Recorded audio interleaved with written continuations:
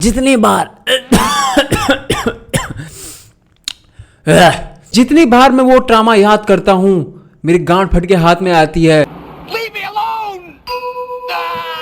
जब फाइट हुई थी एलेक्स पेरेरा वर्सेस मेगामेडोव एनक्लाइव के बीच में, UFC 313 में हुआ यूं था कि जब मेगामेडोव एनक्लाइव के सामने एलेक्स पेरेरा आए थे तो उनकी सिट्टी पिट्टी गुल हो गई थी। उनको समझ में नहीं आ रहा था कि भाई उनको क्या करना चाहिए। And to be very honest ऐसा होना ही था, क्योंकि स्टाइलिस्टिकली देखा जाए तो भाई जो अपने एलेक्स पेरेरा हैं उनकी fighting style, it was just a bad matchup for Alex Pereira. देखो, अगर मैं मेगामेडोव एनक्लाइव के बारे में बात करूं तो भाई he is a well rounded fighter, he is a very good fighter. And अगर मैं अपने एलेक्स पेरेरा की बात करूं तो भाई उनको कौन नहीं प्यार करता भाई। He is one of the best fighter.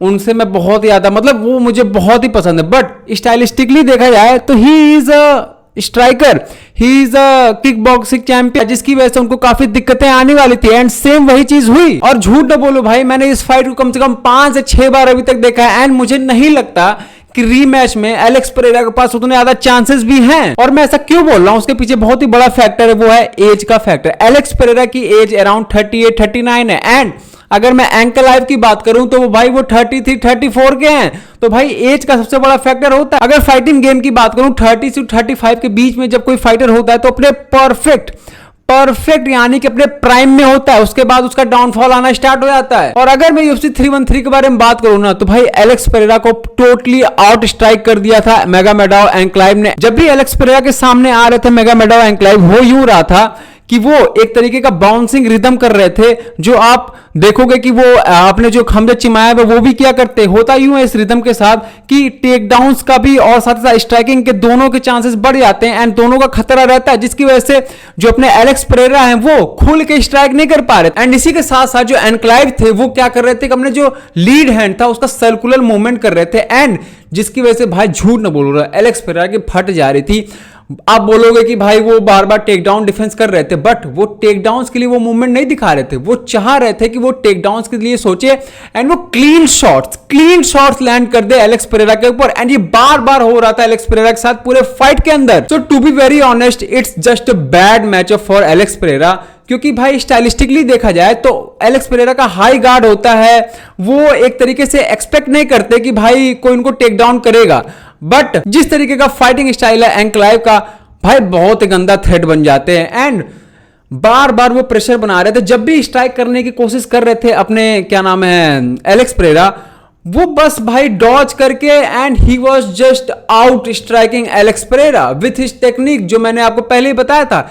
He was always constantly pressure बना रहे थे पूरे फाइट में, सेंटर ले रहे थे, फॉरवर्ड मूवमेंट कर रहे थे एंड सर्कुलर मूवमेंट हैंड का, लीड हैंड का एंड बाउंसिंग रिदम के साथ साथ जो खमजा चिमाएब भी करते हैं, टेक डाउन का थ्रेट दे रहे थे, साथ ही साथ स्ट्राइकिंग का थ्रेट दे रहे थे। And he was just bluffing Alex Pereira whole fight. वो बस टेक डाउन का थ्रेट देके क्लिंच करके कभी स्ट्राइक लैंड कर दे रहे हैं, कभी कुछ कर दे रहे हैं। तो it was just pure strategy, pure genius strategy जो अपने एलेक्स पेरेरा के अगेंस्ट जो एनक्लाइव लेके आए थे। And I love the strategy that Ankalaev has shown in the fight. And देखो, जब इंसान की एक एज हो जाती है ना तो वो थोड़ा स्लो भी होने लगता है। और इस समय अगर मैं बात करूं तो एलेक्स पेरेरा कर क्या रहे हैं भाई, वो ट्रेनिंग के बजाय मूवी शूट पे ज्यादा ध्यान दे रहे हैं। उनकी एक मूवी आने वाली है एंड लिटरली 1 महीना बचा हुआ है फाइट के। एंड इस समय वो मूवी शूट्स और पता नहीं क्या क्या चीजों में बिजी हैं बजाय अपनी ट्रेनिंग पे ध्यान देने के। तो भाई मेरे हिसाब से क्या लगता है कि भाई it's just a bad matchup for him. Maybe जीत सकते हैं बट 60 to 70% चांस है कि एनक्लाइव फिर से इनकी पेटी बना देंगे। एंड भाई बोलते हुए बहुत बुरा लगता है कि I love Alex Pereira more than any fighter right now, because इनसे ज्यादा एक्टिव चैंपियन कोई नहीं है। एंड जब से मेगामेडोव एनक्लाइव लाइटवेट डिवीजन के चैंपियन बने, he is such an active fighter in this division. भाई मतलब 6 महीने से बंदे ने कुछ नहीं बोला। एंड अगर UFC के पर्सपेक्टिव से देखा जाए तो भाई लिटरली अगर एलेक्स पेरेरा जीत गए तो भाई उनकी बल्ले बल्ले, क्योंकि एंटरटेनमेंट पर्पज से देखा जाए तो Alex Pereira is a very good champion. बंदा 3 से 4 बार साल भर में फाइट कर लेता है भाई। अब UFC को इससे ज्यादा क्या ही चाहिए। बट वहीं पे अगर मेगामेडोव एनक्लाइव की बात कर ली जाए तो बंदा 6 महीने से कहां गायब था, किसी को कुछ पता नहीं है भाई। बंदा ना ट्वीट करता है ना कुछ करता है, बस कोने में पड़ा हुआ था।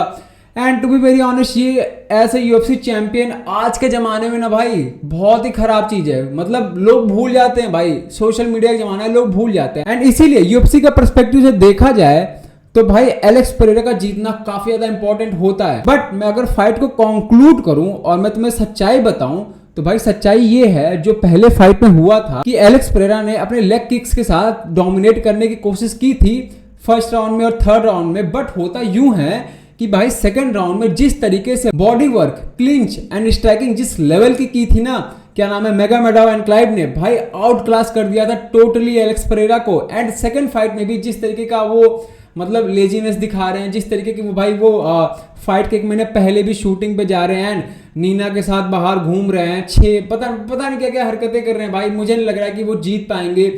बहुत ही दिल पे पत्थर रख के बोलना पड़ रहा है यार, क्योंकि मैं लिटरली चाहता हूँ एलेक्स पेरेरा जीत जाए, but it's not gonna happen भाई। मैं अंधा थोड़े ना हूँ, मुझे भी दिखती हैं चीजें। एंड भाई तुम लोग क्या ओपिनियन है कमेंट बॉक्स में छोड़ते आना, क्या एलेक्स पेरेरा कुछ अपनी टेक्निक्स में मॉडिफिकेशंस कर पाएंगे या फिर हमें वही एलेक्स पेरेरा देखने को मिलेगा जो यूएफसी 313 में मिला था।